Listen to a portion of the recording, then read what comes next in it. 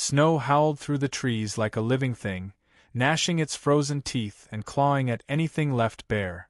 Under a pine tree heavy with frost, a woman lay still, curled against the base like driftwood tossed ashore by a violent tide. Her face was pale, cheeks burned red by wind, lips cracked and bloodied. Rope cut into her wrists, now raw and blistered. Her breath, shallow and fleeting, ghosted into the cold. Clara Whitley didn't know how long she had been there. 2 nights, maybe 3. Hunger had long dulled into a distant ache. Thirst burned her throat like fire. But the cold was relentless, crawling under skin, freezing her from within. Her eyelids fluttered open, lashes coated in ice. She saw the same thing she had seen for hours: trees, snow, sky. Emptiness. She had screamed until her voice gave out. Now there was only silence. No footstep. No one coming. Her fingers twitched. It wasn't courage that kept her alive. It was spite. She didn't want to give Jebediah the satisfaction. That man, her dead husband's father, had dragged her from the cabin where she mourned and tied her to a tree, hissing words of judgment in her ear like poison. "Devil's child, you brought death to my son, and you'll bring it no further." She had begged him. Begged through sobs and snow. But he hadn't flinched. He left her to die, alone in the Wyoming wild. Somewhere beyond the trees, hooves struck snow. Distant. Steady. Clara's heart fluttered weakly. She tried to lift her head, but her body refused. The sound grew louder. A black horse emerged between snow-covered pines. It stopped, nostrils steaming. The man who rode it dismounted, moving slowly. Broad-shouldered, bearded, a rifle strapped across his back. His coat was wool, lined in fur, dusted with snow. He scanned the trees before turning toward her. She wanted to scream, to call out. Instead, she whimpered. He dropped to one knee beside her. "Can you hear me?" he asked, voice low, rough like river stones. Clara tried to nod. Her lips moved. No sound. He saw the ropes, then her wrist. Anger flickered behind his eyes, but his hands stayed calm. He cut the bindings with a knife. When her body slumped forward, he caught her, wrapping her in his coat without a word. She felt warmth. Not much, but enough to sting. Enough to hurt. "Hold on," he murmured. "Don't fall asleep." Clara blacked out. When she woke, she was wrapped in wool and lying near a fireplace. Heat licked at her face. The scent of cedar and smoke filled her nose. Her clothes had been changed, clean linen replaced the wet rags. A blanket heavy as winter lay over her. She tried to sit up. Pain shot through her arms. A figure moved near the fire, same man. He stirred a pot hanging above the flames. Then he turned, noticing her eyes were open. "You're awake." His voice was softer now. She searched his face, creased, weathered, yet not cruel. His eyes were a stormy blue, the kind that saw everything. Where am I?" "My ranch. About 10 miles east of Dead Man's Pass." "Why did you bring me here?" "You were freezing. Figured I'd take the liberty." She coughed. "You're not with him?" "No." The silence was thick. She closed her eyes, tears sliding down her temples. "I didn't do anything," she whispered. "He tied me there like I was some witch. I buried my husband. That's all." He didn't answer. Only handed her a cup of warm broth. She sipped. Her hands trembled too badly, so he steadied the cup for her. "Name's Elias McAllister," he said finally. "Clara," she replied. "Clara Whitley." Elias nodded. "You rest, Clara. We'll talk more when you can stand on your own feet." He stood and left the room. That night, Clara lay in his bed, too warm, too still. She thought about Jebediah's face when he accused her. About the way he had dragged her across the snow like a broken sack. About her baby, who had slipped away one quiet morning without a cry. She touched her belly, still tender, still hollow. The fire hissed and cracked. In the other room, she heard Elias settle into a chair. No more words were spoken. She woke at dawn to the smell of coffee and bread. Elias stood near the stove, flipping biscuits in a cast-iron pan. His dog, a sleepy old coonhound, lay curled beneath the table. "You sleep?" he asked. "Some. You can stay until you're strong enough to ride. I have nowhere to go." He looked at her but didn't respond. Later, she asked him why he had been riding through that part of the forest. "Traplines," he said. "Winter don't care how long a man's been grieving." She watched him chop wood, shovel snow, carry water. His movements were methodical, quiet, like a man used to doing things alone. She noticed his wedding ring still hung from a leather string around his neck. She said nothing. Over the next few days, Clara began to move again. She limped around the ranch, learning the rhythm of the place. The barn creaked, hens clucked, the wind never stopped. But the silence between them slowly thinned. One morning, as Elias poured her coffee, she said, "My husband died 3 weeks after I lost the baby. Fever took him. He didn't speak. Jebediah said it was my fault. That God was punishing me. He said my sorrow brought sickness." Still, Elias said nothing. She met his eyes. What she saw wasn't judgment, but recognition. "I know how it feels," he said at last. "To bury more than you think you can stand." That afternoon, she found a carved whistle on the windowsill. Not polished, but carefully shaped. Elias didn't mention it. She touched it once, smiled, and left it there. A storm rolled in that evening, bringing thicker snow. Elias nailed shutters down while Clara stoked the fire.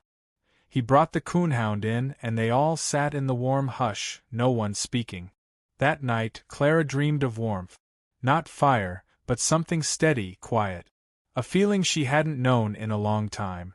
The days passed. She cooked, swept, even helped patch a leak in the roof. Her limbs grew stronger. Her voice steadier. One morning, she stood outside the cabin, staring at the horizon. Snow covered the hills like a burial shroud. She heard Elias step beside her. "You planning to leave?" "I don't know," she answered. He nodded. "If you do, best wait till spring." She looked at him, studying the scar on his jaw, the way his hand flexed when he was nervous. "Why did you really help me?" she asked. He was quiet. "Because someone should have." She didn't reply, but the words settled inside her like coals, slow-burning and warm. That evening, as she stitched a torn hem, she noticed Elias staring out the window. "Something wrong?" she asked. "Just thinking." "About?" He hesitated. "I didn't think there was much left in me that could feel anything good." She looked down at her thread. "Me neither." The fire crackled between them. Snow beat gently against the windows, but inside, the hush felt almost sacred. Neither of them said more that night. They didn't need to. Winter still ruled the land beyond the ranch, but something else, quieter, stronger, had taken root between the battered floorboards and flickering light. A seed of something not yet spoken, but growing. The fire had burned low, throwing long shadows across the wooden floor. Clara stirred the embers, coaxing out a faint glow, then wrapped her shawl tighter around her shoulders. The wind outside had begun to howl again, rattling the shutters. Another storm. She didn't mind it now, not in the safety of the cabin, not with Elias nearby. He had gone to check the stables, said the mare was about to foal, and that he'd be back by nightfall. That was 2 hours ago. Clara stood and crossed to the window, wiping the fog from the glass with the edge of her sleeve. Snow swept across the land in thick veils, hiding everything beyond the yard. She could barely see the fence. Behind her, the dog whined softly. She turned. "You feel it too, don't you?" The coonhound didn't move, only laid its head back on its paws. Clara hesitated, then reached for Elias's coat from the hook near the door. It was too large, but it smelled of pine, tobacco, and wood smoke. She pulled it around her shoulders and stepped outside, boots sinking deep into the fresh snow. The path to the stable had nearly vanished, but she knew it well enough now to follow it. Each step was an effort, cold wind slicing through the gaps in the coat, snowflakes stinging her cheeks like ash. She pressed on, one hand shielding her face. When she reached the barn, the doors were ajar. She pushed them open and ducked inside, brushing snow from her hair. The warmth of the animals was immediate. Steam rose from their bodies, mingling with the scent of hay and manure. She called softly, "Elias!" A rustle came from the far end. She moved cautiously, stepping between stalls until she saw him kneeling in straw beside the mare. He looked up, surprised but not startled. "She's having a rough go of it," he said, wiping sweat from his brow. "Breech." Clara crouched beside him. "What can I do?" He didn't argue. Just nodded. "Hold her head. Talk to her. Keep her calm." She moved to the mare's front, stroking the heaving neck, whispering soft nonsense words. The horse's eyes rolled with pain. Elias worked silently, arms buried to the elbows. Clara could see the strain in his face, in the way his jaw clenched. Minutes stretched. Then Elias shifted, pulling gently. A slick foal slid into the straw, limp but whole. He cleared its nose, rubbed it down, coaxed it to life. After a few tense seconds, it jerked and let out a weak cry. Clara exhaled. "She's fine," Elias murmured. "She's fine." They stayed like that for a long while, watching as the foal struggled to its feet and wobbled toward its mother. Life clawing into the world, stubborn and miraculous. "Thank you," Elias said quietly. She looked at him, confused. "For what?" "For not letting me be alone with this." He stood and offered her a hand. She took it, rising unsteadily. Back in the cabin, the storm beat harder against the walls. They sat at the table, sharing biscuits and boiled potatoes. The silence was comfortable now, filled with things that didn't need to be said. Clara caught herself watching Elias, how he held his mug, how he rubbed the side of his neck when thinking. She had grown used to the way he moved around the cabin, the way he always cleared the snow from the porch first thing in the morning. These routines had become the rhythm of her days. She didn't know when she had started looking for him with every sunrise. But comfort, she knew, was never safe for long. It began the next afternoon, when Elias rode into town for supplies. Clara remained behind, tending to the fire, mending a torn saddle strap. When he returned, his eyes were shadowed. "They know," he said simply, setting down the sack of provisions. Clara froze. "Jebediah." He nodded. "Told the sheriff you were dead. That you ran off into the snow and vanished. He's already had men searching. I saw 2 riders tracking north." Her stomach twisted. "He'll come here," she said. "I know. Then I'll leave." "No." She stared at him. "He'll burn everything just to get to me." Elias stepped closer. "Let him try." His voice wasn't loud, but there was a weight behind it she hadn't heard before. A line drawn. A choice made. She wanted to argue, to protect him from the storm her presence would bring. But she couldn't, because part of her didn't want to go. Not anymore. That night they made plans. Elias moved supplies into the root cellar, loaded ammunition into the rifle. Clara checked the shutters and brought water inside. Neither spoke of fear, but it lived in every motion. The next day passed in a slow, tense quiet. No riders. No smoke on the horizon. Only wind and snow and waiting. It was mid-morning on the second day when the dog began to growl. Elias stepped out onto the porch. Clara followed, squinting into the distance. 3 men on horseback approached, dark figures against the white. One rode ahead, tall, cloaked in furs, rifle slung across his back. Jebediah. Clara's breath caught. Her feet rooted to the floorboards. He stopped at the edge of the yard. "I knew it," he called. "Knew you'd go crawling into some man's bed like the serpent you are." Elias didn't answer. Just stepped forward, rifle at his side. "She's not leaving with you," he said. Jebediah laughed, a cold sound. "She's my son's widow. She's my responsibility. You lost that right the second you left her to die. I did God's work." Elias raised the rifle, steady. "This land is mine. You take one more step, I'll see it as trespass." Jebediah spat. "You'd kill for her?" Elias didn't blink. "I'd protect her." "Same thing." For a long moment no one moved. Then Jebediah's expression soured. He looked at Clara. "You'll regret this, girl." She stepped forward, past Elias, chin lifted. "I already did. 4 years. But not anymore." Something in her voice made Jebediah hesitate. He glanced at his men, then turned his horse without another word. The 3 of them rode off, swallowed by snow. Clara's knees nearly buckled. Elias caught her. Inside, she sat by the fire, hands trembling. Elias crouched beside her. "You all right?" "I think so." "Good." He stood to leave, then paused. "I meant what I said." Clara looked up. He held her gaze. "You're not alone anymore." The words hung in the air like lanterns. She nodded, slow. "Neither are you." The coonhound barked once and settled by her feet. Outside, the wind began to die. For the first time in weeks, the sky hinted at light breaking behind the clouds. Elias returned to the stove. Clara watched him for a moment longer, then turned back to the fire, her heart no longer cold. Something had ended. Something had begun. The thaw came slowly that spring. First, the snow softened beneath the trees, then the frozen stream behind Elias's ranch began to gurgle under thin sheets of ice. Buds crept onto the branches like shy visitors, and each sunrise lingered a little longer over the ridgelines.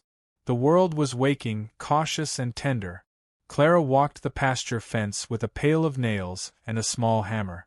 Her hands had grown rough over the past weeks, her movements sure. The skirts she once wore had been replaced by trousers Elias had stitched from old canvas, and though she still startled at distant thunder or the crack of dry wood, her spine stayed straight and her eyes no longer darted like a rabbit's. She paused to straighten a leaning post and caught sight of Elias by the corral. He was working with the new foal, the one they had delivered together that stormy night. The colt was taller now, spirited and wild, but it circled Elias with something like curiosity. Clara smiled faintly. He hadn't tried to break the animal yet. He said some things took time, trust, and stillness. She suspected he meant more than horses. She watched the pair for a long while, heart tightening with an emotion too big to name. Then, setting down the pail, she made her way toward the cabin. Inside, the scent of biscuits and coffee greeted her. She stirred the pot slowly, listening to the wind press gently against the windows, no longer shrieking like it had in winter. That night, Elias came in late, dirt smudged on his face, and sat by the fire without a word. Clara poured water into a basin and brought it over. He washed in silence, then leaned back with a sigh, fingers laced behind his head. "They came back," he said. Clara froze. "Riders. I saw tracks this morning near the stream. 3 horses. Circling." Her lips parted, but no words came. "I didn't see them. But they were watching. Waiting." Her heart beat like a drum. "What do we do?" He turned his eyes to her, so calm it made her ache. "We wait too. And we stay ready." Days passed. The land bloomed. Birds returned. Sap bled from the trees and soaked into the earth. But tension hung over the ranch like mist that never lifted. Elias kept his rifle near.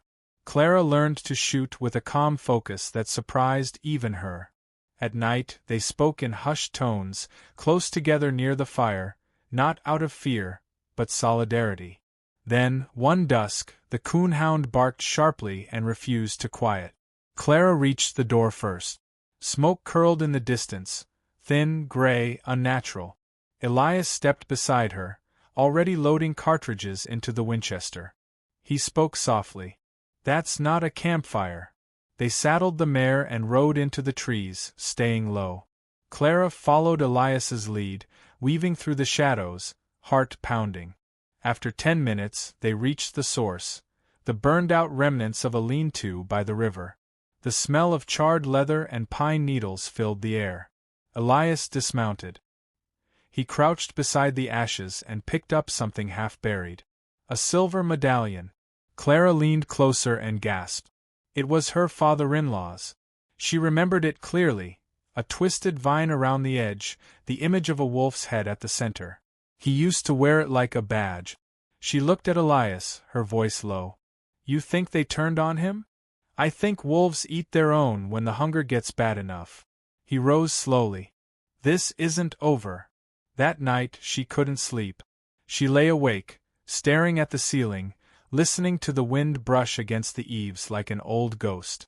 Elias's breathing was steady in the next room, but she knew he was awake too. The next morning brought no answers. Just more waiting. Then, as evening settled, it happened. The dog barked again, sharp and panicked. Then came the crack of a branch, unmistakable. Elias grabbed the rifle and motioned for Clara to stay low. She ignored him, reaching for the pistol by the mantel. Clara! I'm not hiding, she said. He hesitated, then nodded. They moved together to the back of the cabin, peering through the slats. 3 men emerged from the trees, each armed. One had a lantern. The others kept their hands near their belt. Elias opened the door slowly, rifle raised. Don't take another step. The leader laughed. We're just passin' through. You lit a fire near my land. Burned a shelter. That's not passing through. Didn't know it was yours. You do now. The man stepped forward. We're looking for someone. Girl. Blonde. 'Bout your woman's age. Clara emerged then, pistol raised, face pale but firm. You found her. The man's eyes narrowed. Well, I'll be damned. Elias raised the rifle another inch. You'd best leave. One of the other men moved his hand too quickly. A crack split the air. Elias fired first. The man dropped. Gunfire erupted, sharp and violent. Clara ducked behind the porch beam, aimed and squeezed the trigger. Her shot hit one in the leg. He screamed and fell into the snow. The leader fled, vanishing into the trees. Elias chased after him, disappearing into the dark. Clara ran to the wounded man, kicking his gun away. He stared at her, bleeding, snarling. You think this changes anything? He spat. He'll come back. We always come back. She knelt beside him, eyes like steel. Then I'll be waiting. He passed out before he could respond. When Elias returned, his coat was torn and his hand bleeding, but his eyes were steady. He's gone. Won't get far. Clara helped him inside. They said nothing more about it that night, only sat beside the fire, listening to the wind again. But this time there was no fear in it. Days later, the sheriff rode out to the ranch, drawn by the smoke and the bodies left behind. Elias gave him the facts, plain and sparse. Clara said nothing. The sheriff studied her for a long time before finally nodding and saying, "Ain't no law against defending yourself." When he left, Clara watched the dust trail fade down the ridge. Elias turned to her. "He'll write it up clean. I saw to that." Clara nodded. In the weeks that followed, life returned to the ranch. The garden was planted. The colt was saddled for the first time and didn't buck. The scars remained on their hands in their memories, but so did something else. Something stronger.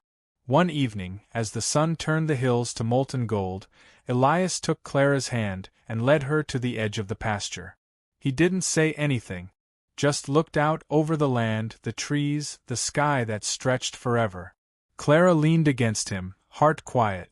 "You think it's over?" she asked. "No," he said. "But I think it's different now." She nodded. "I'm different too. I know." She turned to him. "I'm not running anymore. You never were. You were surviving." He brushed a strand of hair from her face. She closed her eyes.